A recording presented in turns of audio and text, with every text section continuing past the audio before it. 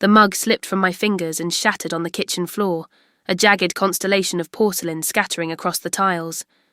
My father's voice roared from the living room, shaking the walls of our Raleigh suburban home. "What the hell, Abigail?" His words weren't just loud, they were sharp, slicing through the air like a blade.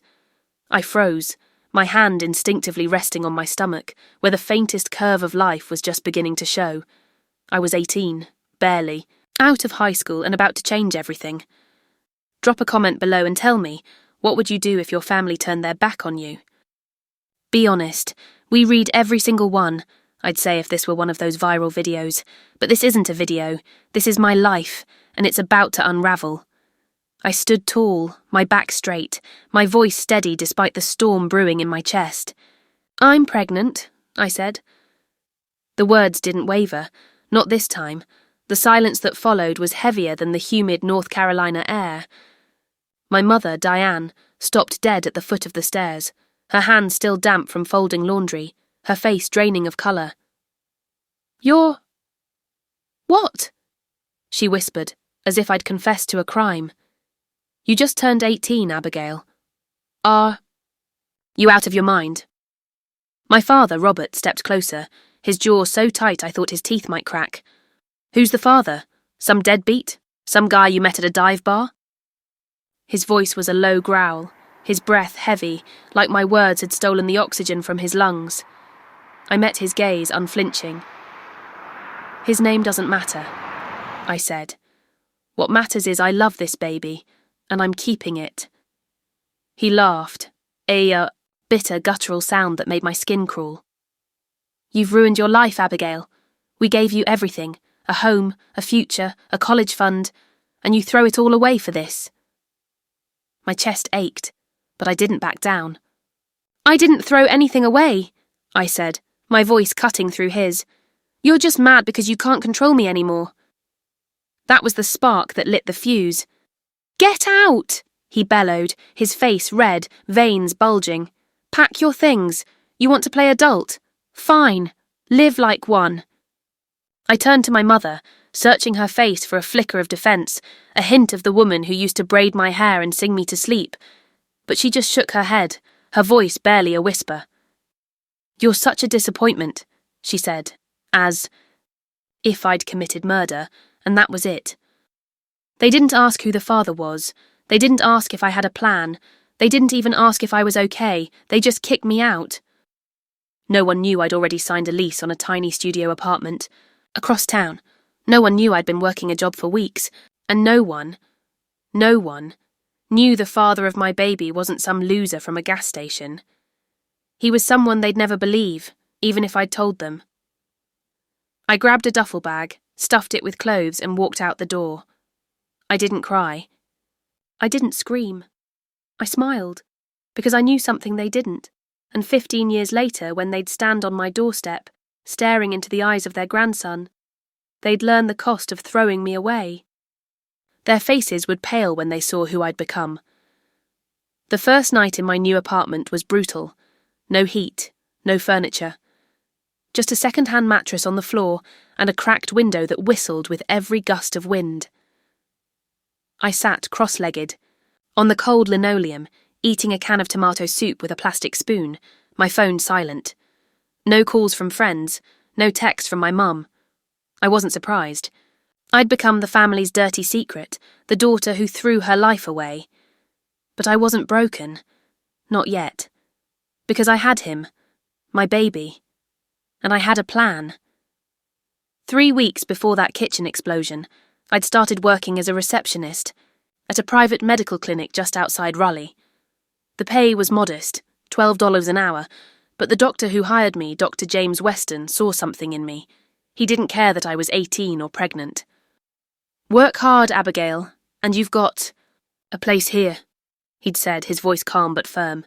So I showed up every morning at 6:30 a.m., my sneakers squeaking on the polished clinic floors, and stayed until the last patient left. My belly grew, and so did my resolve. No handouts, no pity. At night, I taught myself accounting, business, and economics through free online courses, my laptop screen glowing in the dark. I wasn't just going to survive. I was going to become someone they'd never see coming. I stopped checking social media. Seeing my cousin Jessica post about her college acceptance to UNC while my mom liked every photo stung more than I'd admit. I muted them all. By 7 months pregnant, I was juggling the clinic job during the day and a part-time gig answering phones at a call centre at night. I was exhausted, barely eating, barely sleeping. One evening, I collapsed outside a bus stop, my vision blurring, my hands clutching my stomach. I was 20 years old and drowning. Dr. Weston found me there, shivering, tears streaming down my face. He cancelled his appointments, called a nurse and sat beside me on the curb. "You okay, Abigail?" he asked, his voice soft but steady. "No," I whispered. "But I will be." He didn't pry.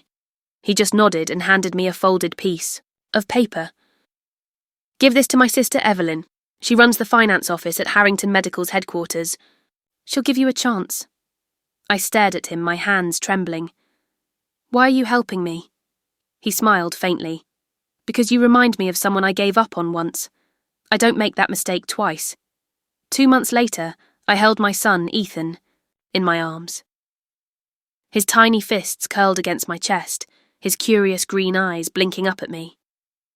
I cried harder than I ever had, not from fear or loneliness, but from love. This beautiful boy made every sleepless night, every skipped meal, every moment of doubt worth it. I swore then and there he'd never feel unwanted, not like I did. What followed was years of sacrifice, hunger, sleepless nights, and a plan. If my parents thought I'd fade into nothing, they had no idea who I was becoming. I didn't have a roadmap, just a baby boy, a part-time job, and a fire they never saw coming. Ethan was 2 months old when I started working nights again, this time remotely, typing medical reports and sorting billing records for Harrington. Medical's finance office. Evelyn Weston, Dr. Weston's sister, didn't hand me a cushy job. She gave me a chance. "Don't miss deadlines," she said, her voice like steel. "Don't make excuses, and don't wait for anyone to save you." I didn't. I breastfed Ethan between midnight reports, took data entry gigs on weekends, and taught myself how to manage budgets, audit spreadsheets, and draft contracts. I started dressing differently: thrift store blazers, low-heeled shoes, my hair pulled back with quiet confidence. People stopped seeing me as a teenage mistake. They saw a woman with purpose. By the time Ethan turned 2, we'd moved into a small townhouse on the edge of Chapel Hill. It wasn't fancy: 2 bedrooms, a tiny yard, creaky floors, but it was ours. A place no one could kick me out of. I framed a photo of Ethan's first birthday, his face smeared with cake, and hung it by the door. It reminded me why I kept going. My parents? Silent. No calls, no letters, no attempt to see if I was alive. Through my aunt's holiday newsletters, I learned their lives marched on without me. My younger brother Michael got into Duke's law school. My cousin Jessica married a tech entrepreneur. Family gatherings looked polished, perfect, like a magazine spread. No one mentioned me. I was a ghost, erased from their story. But I wasn't invisible. Not anymore. At 26, I sat in a conference room with Evelyn and 2 executives from Harrington Medical's regional division. Evelyn slid a folder across the table. "We're launching a new division," she said. "You've been in the shadows long enough, Abigail. It's time you took charge." I blinked. "Took charge? How?" She smiled. "You're being promoted, head of operations, starting salary, $138,000, full benefits. You'll lead a team of 12, and Ethan can stay at the in-office daycare." I covered my mouth, staring at the offer. Words wouldn't come. "You've earned this," Evelyn said, leaning in. "And don't you dare say no. We need you. So does Ethan." That night, I picked Ethan up early from school. He was 8, with wild brown curls and a smile that could melt steel. "Where are we going, Mom?" he asked, buckling his seatbelt. "Home," I said, grinning. "Our new home." We moved into a 3-bedroom house in Raleigh's historic district. High ceilings, hardwood floors, a garden in the back. I paid in full. No mortgage. But I wasn't done. There was one chapter of my story I hadn't written yet. One secret I'd kept, even from Ethan. The father of my child wasn't some fling. He was Dr. Nathan Carter, a first-year medical resident I'd met at the clinic. We'd shared one night, real, raw, undeniable, but his wealthy Boston family saw me as a nobody. Poor, young, beneath them. Nathan moved to Boston 2 weeks later. When I told him I was pregnant, he offered money. I said no. I didn't want Ethan to be a transaction. I wanted him to be mine.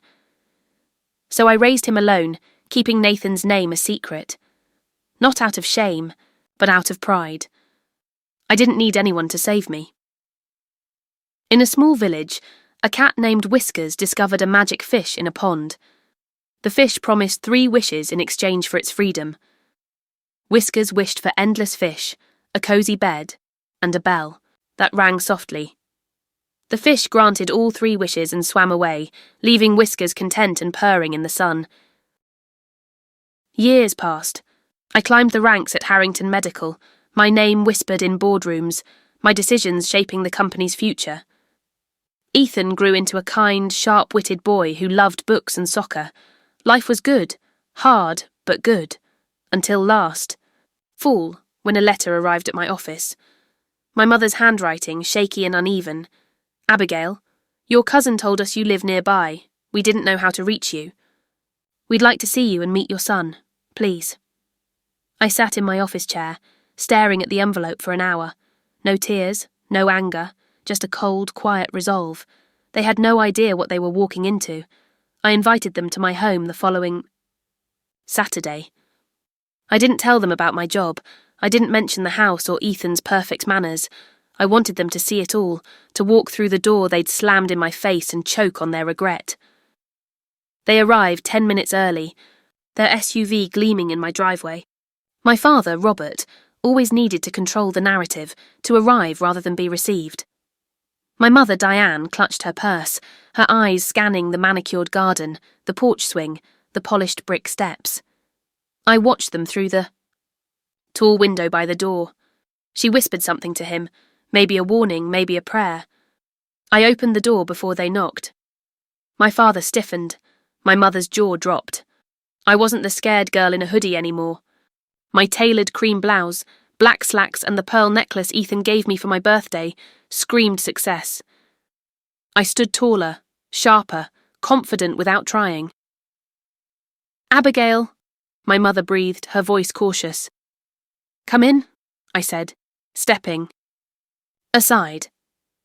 They stepped into my home, warm, elegant, glowing with light. Hardwood floors gleamed under sheer curtains. Framed photos lined the walls. Ethan at his school play, Ethan with his soccer team, me at a company gala. The air smelled of fresh coffee and lavender. Nice place, my father muttered, but it wasn't a compliment. It was confusion. How? How did she do this without us?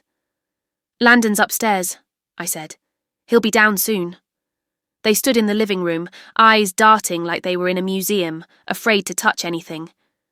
We weren't sure you'd respond, my mother said, her voice trembling. I met her gaze. I wasn't sure you'd care. She blinked, then spoke. We were wrong, Abigail. We thought being tough would make you change. We didn't know you'd actually leave. That was the point, I said, my voice steady. No venom, just truth. My father shifted, crossing his arms. You were a kid. You had no plan. I had a child, I interrupted, and a job, and a spine. He looked away. The silence was thick, heavy with 15 years of unspoken regret. Then, footsteps on the stairs. Ethan appeared, 12 years old, tall for his age, in a navy sweater and jeans. His brown curls were neat, his green eyes calm and curious. He looked like someone you'd trust, someone loved deeply, unconditionally. Ethan, I said, these are your grandparents. He blinked, then stepped beside me. "Hi," he said simply. My mother's hand flew to her mouth. My father took a step forward, his lips parting. But it wasn't just Ethan's resemblance to me that hit them. He held 2 framed photos pulled from the cabinet. He handed one to my mother, a picture of him standing beside a tall man in a white coat. "That's my dad," Ethan said, his voice proud. "He's a cardiovascular surgeon in Boston. He visits in the summer and sends me books every month." My mother nearly dropped the photo. My father's face went white. Ethan handed them another frame, me behind a podium with the Harrington Medical logo, surrounded by executives. "Mum's the head of operations," he said with a small smile. "She runs everything." My father stumbled back, gripping the couch. "You," he whispered. "You built all this?" I looked at him, my voice calm but laced with every sleepless night, every insult, every moment they thought I'd fail. "No," I said. "I built myself." The room was so quiet you could hear the wind against the windows. My mother sank onto the couch, clutching the photo. He's beautiful, Abigail," she said, tears streaming. "Thank you," I said. "We made a mistake," she whispered. "We're sorry." My father's voice rose, desperate. "You could have called. We would have helped." "No, you wouldn't have," I cut in. "You told me to leave. You didn't ask if I was safe. You assumed the worst and made sure I knew I wasn't wanted." My voice cracked, not from weakness, but from finality. "You kicked me out on the worst day of my life, and now you want to sit in the house I built and pretend it didn't happen?" My mother sobbed. "I'm sorry," she said, "for everything." I looked at her, and for the first time in 15 years I felt nothing. Not anger, not hate, just closure. "I forgave you years ago," I said. "But that doesn't mean we go back." My father looked stunned. "Abigail, please." "This house has no room for shame," I said. "I raised a boy who respects women, who knows love isn't conditional. I became the woman you didn't think I could be, and now you're standing in my home, breathing air I earned, looking at a life I fought for." I turned to Ethan. "Get your coat, sweetheart. We're going to the bookstore." He nodded and slipped upstairs. My mother wiped her tears. "Will we see you again?" she asked. I paused, then met her eyes. "That depends," I said, "on whether you want to meet your grandson or keep pretending the past never happened." I walked them to the door. They stood there, pale, silent, stunned. I didn't hug them. I didn't say goodbye. I closed the door softly behind them, and for the first time in 15 years, I was the one on the inside. That night, as Ethan and I browsed the bookstore, my phone buzzed. A text from an unknown number. "Abigail, it's Nathan. I'm in Raleigh for a conference. Can we talk?" I stared at the screen, my heart skipping. I hadn't spoken to Nathan in years, not since Ethan was 10, and we'd started slow, careful contact. He'd respected my boundaries, sending books and letters but never pushing. Now he was here, and I was no longer the girl he'd known. I typed back, "Tomorrow, 7 p.m. My house." The next evening, Nathan stood on my porch, older but still handsome, his eyes searching mine. "You've done incredible things, Abigail," he said. "I always knew you would." I smiled faintly. "I didn't do it for you." No," he said. "That's why I'm here. I want to be part of Ethan's life, and maybe yours if you'll let me." I didn't answer right away. I thought of my parents, their regret, their pale faces. I thought of Ethan, who deserved a father who stayed. And I thought of myself, the woman who'd built a life from nothing. "We'll see," I said finally. "One step at a time." As he left, I glanced at the photo on my entryway table, Ethan's first birthday, his tiny hands in mine, and I knew whatever came next I'd face it on my terms, because I wasn't just a survivor. I was Abigail Harper, and I'd written my own story,